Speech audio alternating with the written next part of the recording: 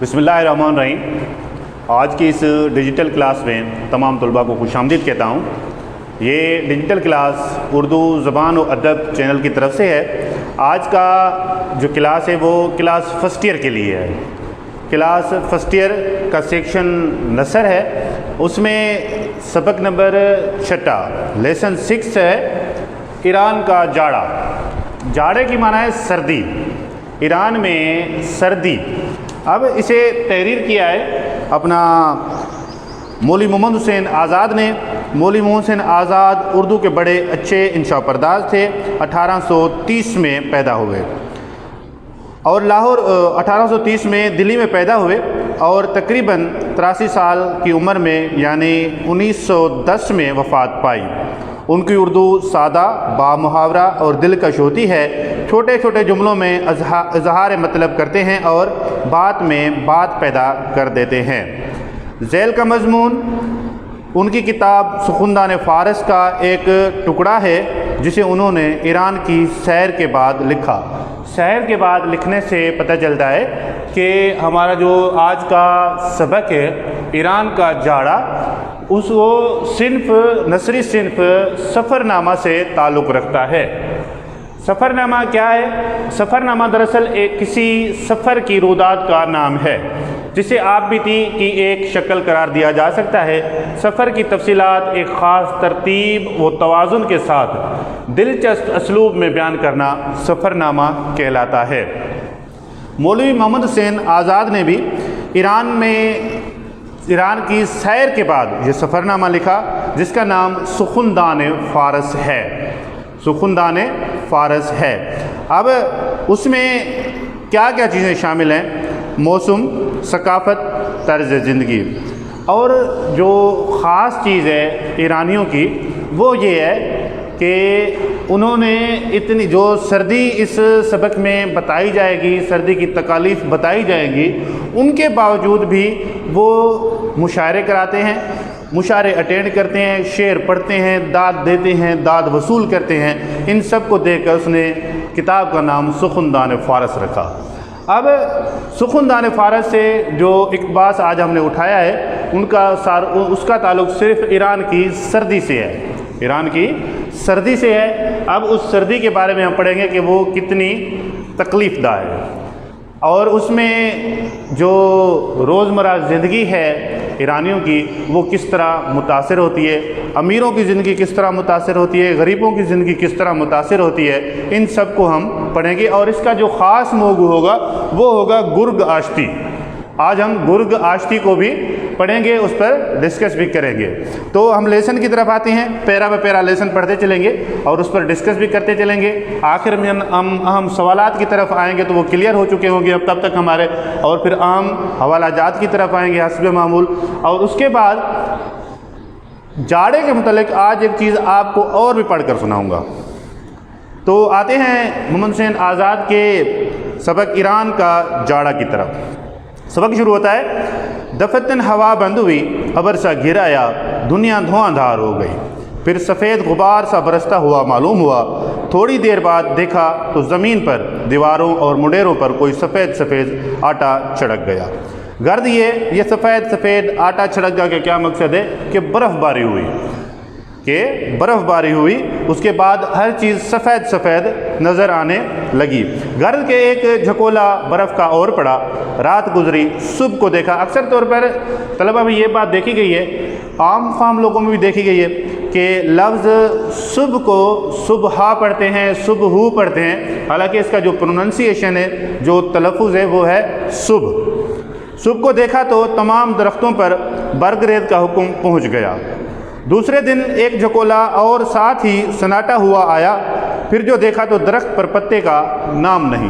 वो दरख्त जो हफ्ता भर पहले पत्तों से भरे पड़े थे, टहनियों में पत्ते ही पत्ते नज़र आते थे, टहनियाँ नज़र नहीं आती थी, अब वो सिर्फ़ झाड़ियाँ बच गई हैं, सिर्फ़ खाली टहनियाँ बच गए हैं।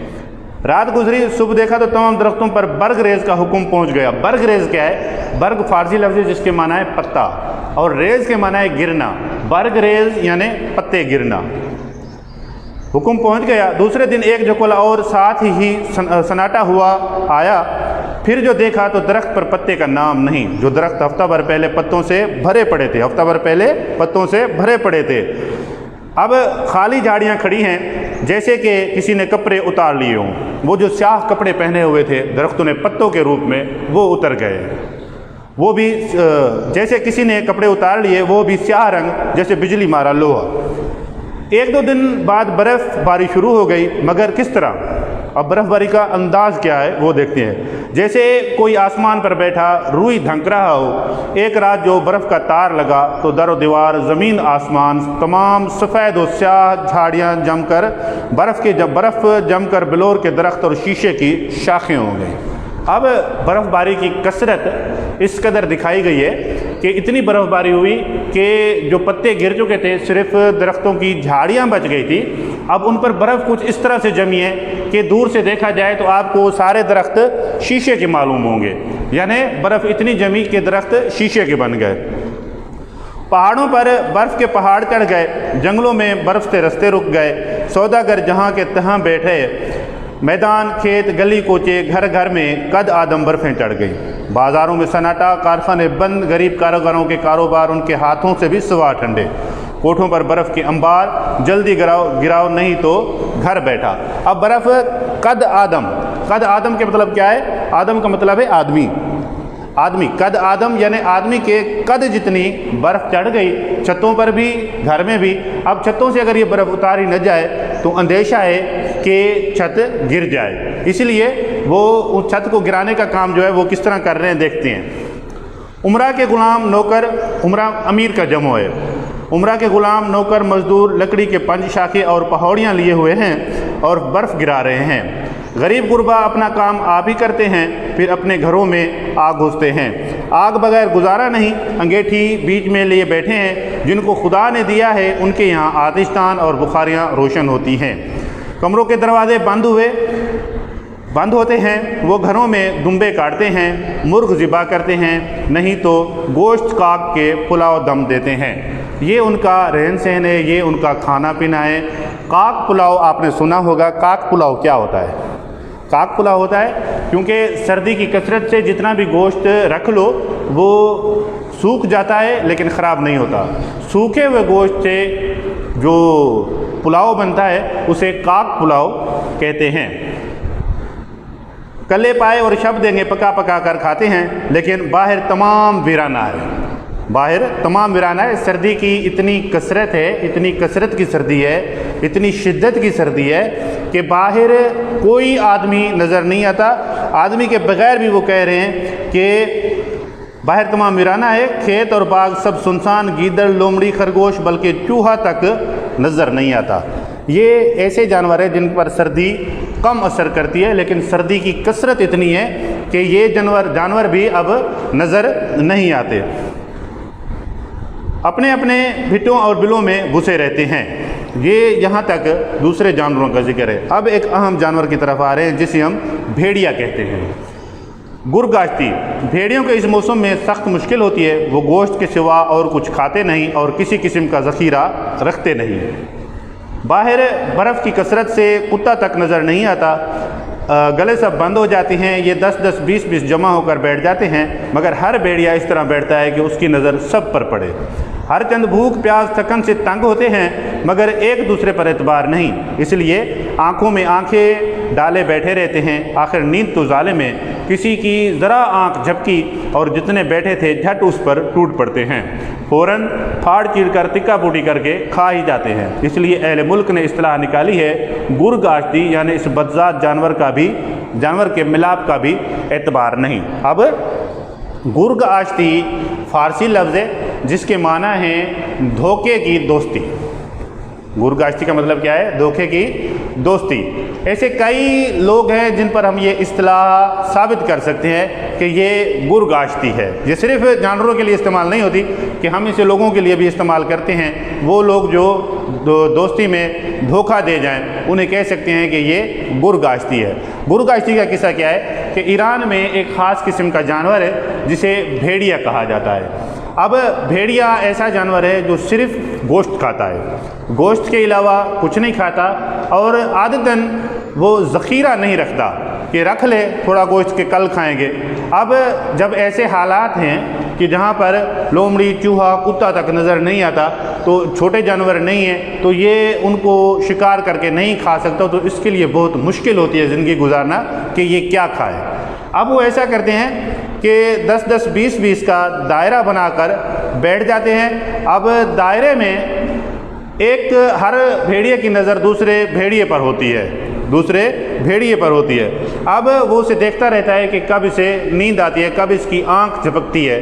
آخر نیند تو ظالم ہے، بھوک پیاس تھکن کی وجہ سے جب نیند اس پر غالب آتی ہے، اگر کسی بھیڑیے کی آنکھ جھپکتی ہے تو ساری یہ بھیڑیے اس پر ٹوٹ پڑتے ہیں۔ اب اسے چیر پھاڑ کر ٹکا بوٹی کر کے کھا جاتے ہیں، پھر دائرہ بنا کر بیٹھ جاتے ہیں، انتظار کرتے ہیں کہ دیکھیں کس کی آنکھ جھپکتی ہے۔ اب دیکھنے والے کو یہ معلوم ہوا کہ یہ سارے جتنے بھی بھیڑیے ایک ساتھ ایک دائرہ بنا کر بیٹھے ہیں، یہ سارے ایک دوسرے کے دوست ہیں، مگر حقیقت کیا ہے کہ وہ دھوکے کی دوستی ہے، جس کی آنکھ جھپکے گی وہ جان سے جائے گا۔ اسی طرح جب اہل ایران یعنی ایران والوں نے یہ ماجرا دیکھا، یہ حال دیکھا، تو انہوں نے اصطلاح بنائی گرگ آشتی یعنی دھوکے کی دوستی۔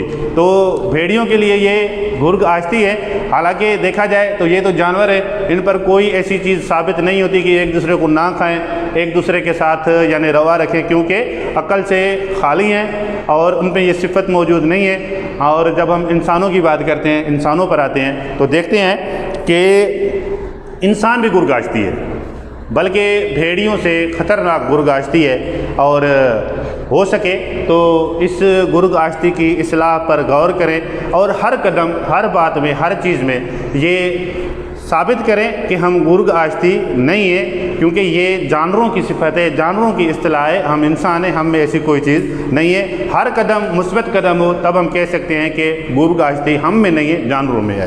ٹھیک ہے، آگے چلتے ہیں۔ ملک کے لوگ اس برف کے کیڑے ہیں، انہیں یہ سردی کچھ بہت دکھ نہیں دیتی۔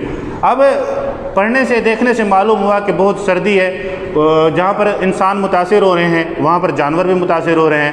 اور جب ہم دیکھتے ہیں کہ بھئی اس ملک کا جو سسٹم ہے، جو روزمرہ زندگی ہے، کام کاج ہے، وہ کس طرح چل رہے ہیں، تو اس کے لیے یہ ہے کہ وہاں کے لوگ اس ملک کے باشندے ہیں، وہ اس سردی کے کیڑے ہیں، اس میں وہ گزارا کر جاتے ہیں۔ حاجت مند بیچارے یا اکثر مصیبت کے مارے سفر بھی کرتے ہیں، ان کی نمدی چگوں پر برف پڑی ہوئی ہوتی ہے، پلکوں پر برف جمی ہوئی ہوتی ہے، مونچھیں اور داڑھی میں گویا شیشے کی سلائیاں لٹکتی ہیں۔ اس عالم میں پرند جانور بھی کم نکلتے ہیں، البتہ خاص قسم کے کوے اور بعض جانور اڑتے پھرتے ہیں، ان کی پیٹھ اور بازوں پر برف جمی ہوتی ہے۔ انسان جہاں پر متاثر ہوتے ہیں وہاں پر جانور بھی متاثر ہوتے ہیں، البتہ خاص قسم کے کوے ہیں جو اس سردی میں بھی اڑتے ہیں، اور ان کے جو ہے اپنا جو ہے پنکھوں پر وہ برف جمی ہوئی ہوتی ہے، اس کے باوجود بھی وہ اس سردی میں رہتے ہیں اور اس سردی میں اپنے کام کاج کرتے رہتے ہیں۔ اب یہ مختصر سا سردی کے حوالے سے محمد حسین آزاد کا سبق ہے، اور محمد حسین آزاد نے ہمیں اس سبق میں سکھایا ہے کہ بھئی سردی ایران کی کس طرح تھی، لوگ کس طرح متاثر ہوئے، موسم کس طرح تبدیل ہوا، اور جانوروں میں کیا خوبی پائی گئی، وہاں کے خاص جانوروں کا ذکر کس طرح آئے۔ یہ محمد حسین آزاد کا کمال ہے کہ انہوں نے اچھے طریقے سے بریف کیا۔ اب آتے ہیں ہم اپنے اہم سوالات کی طرف۔ تو سوالات میں جو پہلا سوال ہے ہمارا وہ ہے ایران میں جاڑے کے موسم میں درختوں کا کیا حال ہوتا ہے۔ آپ نے پڑھا کہ ایران کے موسم میں درختوں کا کیا حال ہوتا ہے، کیسے ہوتا ہے۔ اب کہتا ہے ساتھ ہی سناٹا آیا، پھر جو دیکھا درخت پر پتے کا نام نہیں، جو درخت ہفتہ بھر پہلے پتوں سے بھرے پڑے تھے، خالی جھاڑیاں کھڑی ہیں جیسے کسی نے کپڑے اتار لیے، وہ بھی سیاہ رنگ جیسے بجلی مارا لوہا۔ ایک دو دن بعد برف باری شروع ہو گئی، مگر کس طرح جیسے کوئی آسمان پیٹھا دھنک رہا، اور رات جو برف کا تار لگا تو در و دیوار، زمین، آسمان، تمام سفید و سیاہ جھاڑیاں جم کر بلور کے درخت اور شیشے کی شاخیں ہو گئی۔ یہ حال تھا درختوں کا برف باری کے باعث۔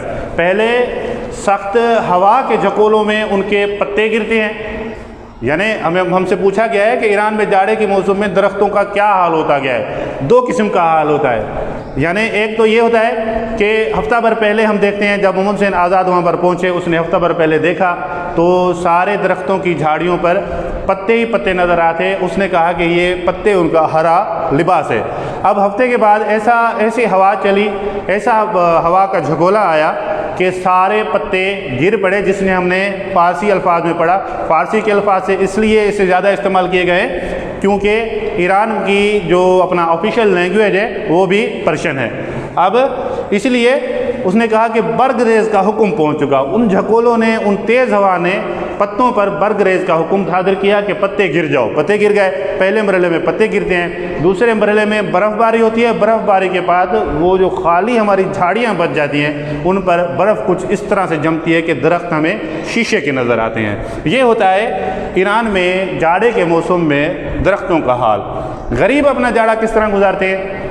غریب اپنا جاڑا کس طرح گزارتے ہیں اس کے لیے آپ کو پڑھ کر سناؤں کہ بھئی ایران میں جاڑے کے موسم میں غریب اپنا کام خود کرتے ہیں. سخت سردی اور برف باری کی وجہ سے کاروبار بند ہو جاتے ہیں اور نظام زندگی مفلوج ہو جاتا ہے. پھر بھی غریبوں کو کام کرنا پڑتا ہے. کام سے فراغت پا کر آگ کی گرد بیٹھ جاتے ہیں اور لکڑی کے پنج شاخیں اور پہاڑیاں لے کر چھتوں سے برف اتارتے ہیں. کچھ غریب کو سفر تک بھی کرنا پڑتا ہے. اب یہ ہے غریب کی زندگی. میں نے ایک سوال اس میں ٹیکسٹ میں سے اور ایڈ کیا ہے, وہ یہ ہے امیر اپنا جاڑا کس طرح گزارتے ہیں. یہ سوال آپ کی ایکسرسائز میں نہیں ہے, یہ سوال آپ کی ایکسرسائز سے نہیں ہے. البتہ پچھلے 1-2 سال کے پیپر سکھر بورڈ کے آپ دیکھیں گے تو اس میں آپ کو واضح دکھایا جائے گا کہ یہ سوال بھی ایڈ کیا گیا تھا کہ امیر اپنا جاڑا کس طرح گزارتے ہیں. ہم نے ایکسرسائز میں پڑھا کہ ایران میں غریب اپنا جاڑا کس طرح گزارتے ہیں. اب ہم نے ایک سوال ٹیکسٹ میں سے لیا ہے جو پچھلے پیپروں میں آ چکا ہے کہ امیر اپنا جاڑا کس طرح گزارتے ہیں. تو امیر کے لیے کہا گیا ہے کہ جن کو خدا نے دیا ہے ان کے یہاں آتش دان اور بخاریاں روشن ہوتی ہیں, کمروں کے دروازے بند ہوتے ہیں, گھروں میں وہ دمبے کاٹتے ہیں, مرغ ذبح کرتے ہیں, نہیں تو گوشت کاٹ کے پلاؤ دم دیتے ہیں, ان کی یخنیاں پیتے ہیں, کلے پائے اور شب دیں پکا پکا کر کھاتے ہیں. تو ان کے لیے عمرہ کے لیے جاڑا کوئی سخت مشکل نہیں دیتا کیونکہ وہ اپنے نوکر غلام رکھ لیتے ہیں اور ان سے یعنی جو سردی کے باعث جسم کو, ماحول کو, یعنی انٹرنل انوائرمنٹ کو گرم رکھنے کے لیے جو چیز ہوتے ہیں وہ کھاتے ہیں. وہ اس سردی سے لطف اندوز ہوتے ہیں. البتہ غریب اس سردی سے سخت متاثر ہوتے ہیں. اس کے بعد ہمارا سوال ہے گرگاشتی کا کیا مطلب ہے. گرگاشتی کا مطلب ہے دھوکے کی دوستی. اگر کہا جائے کہ اہل ایران نے یہ اصطلاح کیوں نکالی ہے تو آپ بتا سکتے ہیں کہ جب اہل ایران نے دیکھا کہ 10-10 20-20 بھیڑیے ایک ساتھ بیٹھے ہیں اور دیکھنے والے کو معلوم ہو رہا ہے کہ یہ سارے دوست ہیں, البتہ وہ اس لیے بیٹھے ہیں کہ وہ صرف گوشت کھاتے ہیں اور اس سردی کے باعث انہیں گوشت مل نہیں رہا, تو وہ ایک دوسرے کو کھانے کے لیے بیٹھے ہیں. جب کسی دائرے میں کسی کی آنکھ جھپکتی ہے تو وہ اسے چیر پھاڑ کر کھا جاتے ہیں. اسی لیے اہل ایران نے اصطلاح نکالی ہے گرگاشتی, جس کا مقصد ہے دھوکے کی دوستی. تو یہ آپ کے اہم سوالات ہیں. اس کے بعد ہم آتے ہیں اہم حوالہ جات پر.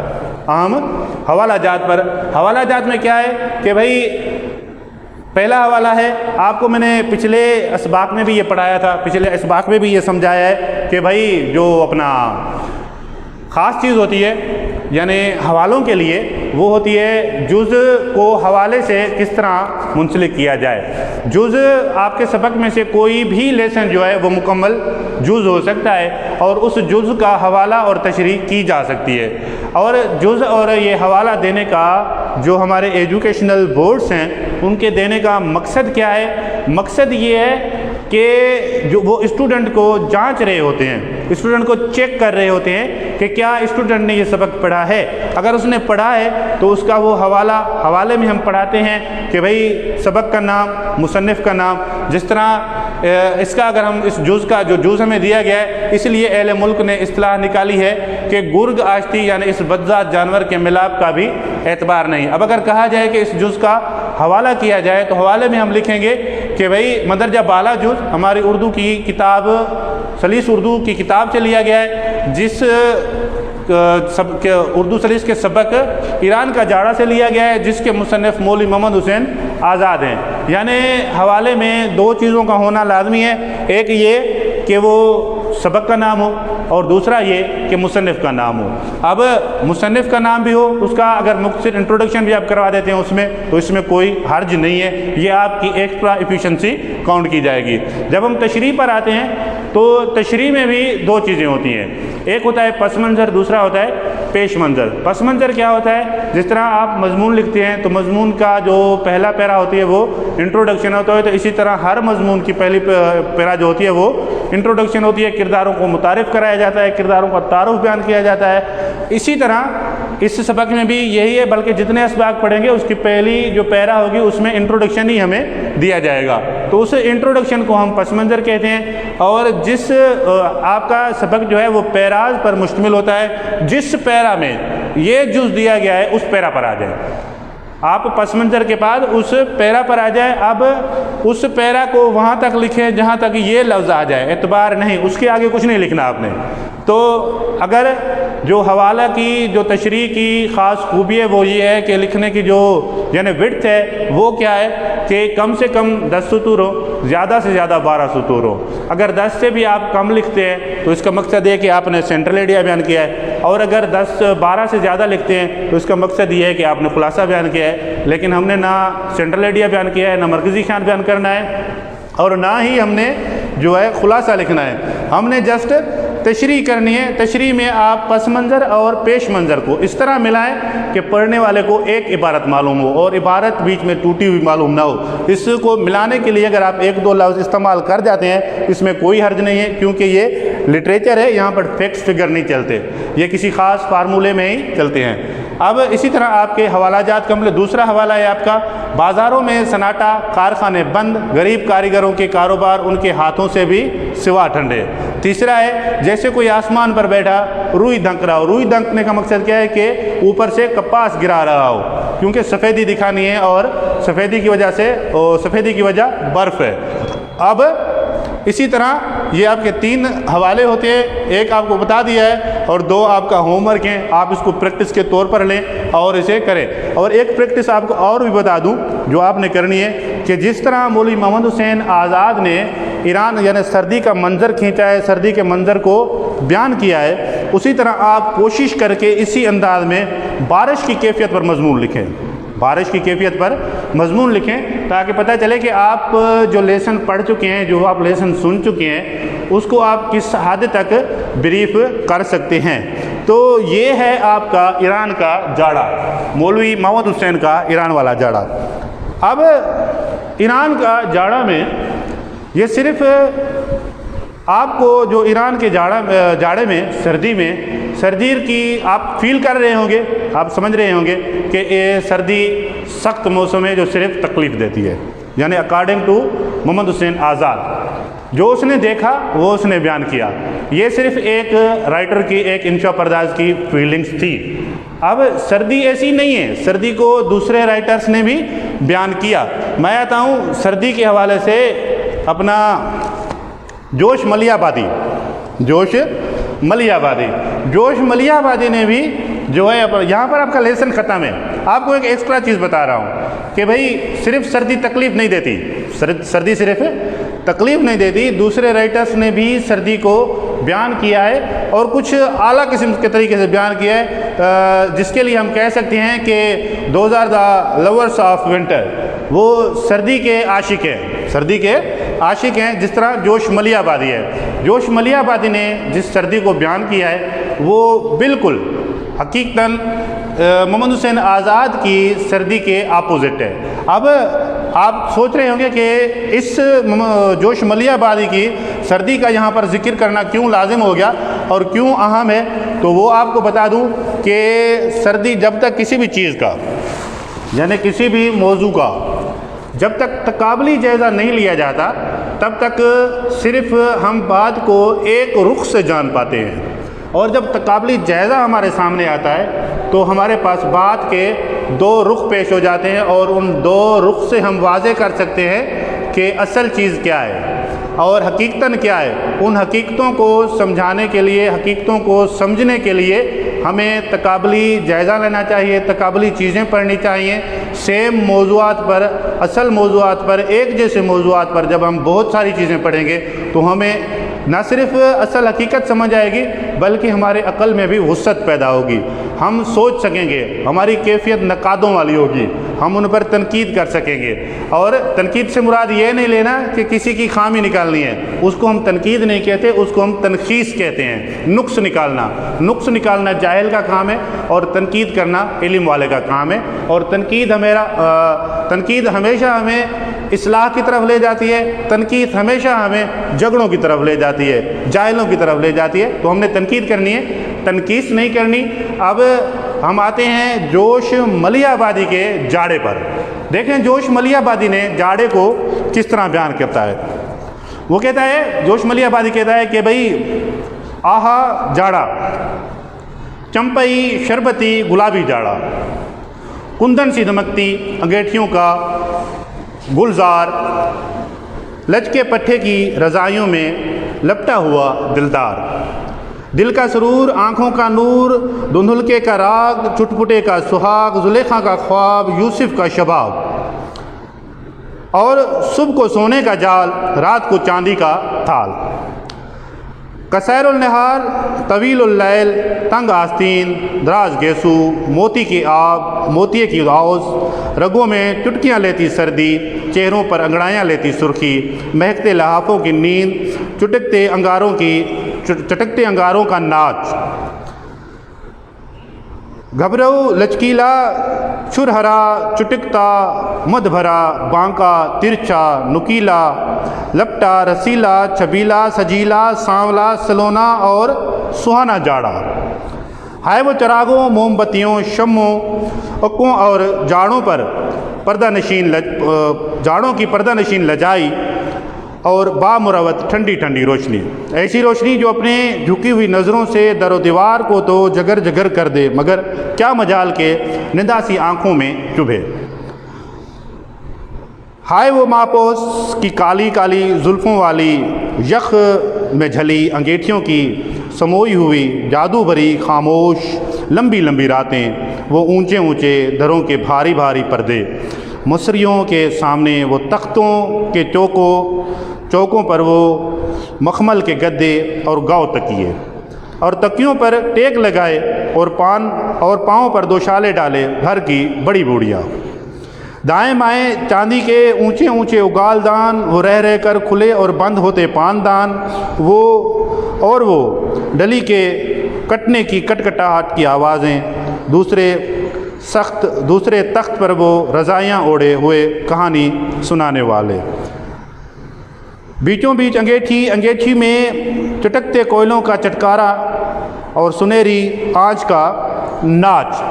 یہ بھی جاڑا ہے، لیکن یہ جاڑا جوش ملیح آبادی کا ہے، جہاں پر صرف جاڑے کی خوبی بتائی جا رہی ہے، جاڑے کی آسائش بتا رہے ہیں، جاڑے کی چاندنی بتائی رہے ہیں، اس کی جگمگاہٹ بتائی جا رہی ہے۔ اور ایک سا جاڑا جو محمد حسین آزاد کا ہے اور جس میں سردی کی تکلیف بتائی جا رہی ہے۔ تو جاڑا ایسا نہیں ہے کہ ہر شخص کے لیے، ہر جانور کے لیے، ہر موسم کے لیے، ہر آدمی کے لیے، ہر چرند پرند کے لیے تکلیف دہ، ایسا بالکل نہیں ہے۔ یہ سارا ڈیپینڈ کرتا ہے ہماری سوچ پر، ہمارے خطے پر، وہاں کی سہولیات پر۔ جہاں پر سہولیات ہیں تو وہاں پر جاڑا بہت اچھی موسم ہے، اور جہاں پر سہولیات نہیں ہیں وہاں پر جاڑا انتہائی کربناک ہے۔ تو اس جاڑے کے ساتھ آج کا ہم لیسن وائنڈ اپ کرتے ہیں، اور انشاءاللہ دوسرے لیسن کے ساتھ پھر حاضر ہوں گے۔ تب تک کے لیے اللہ حافظ۔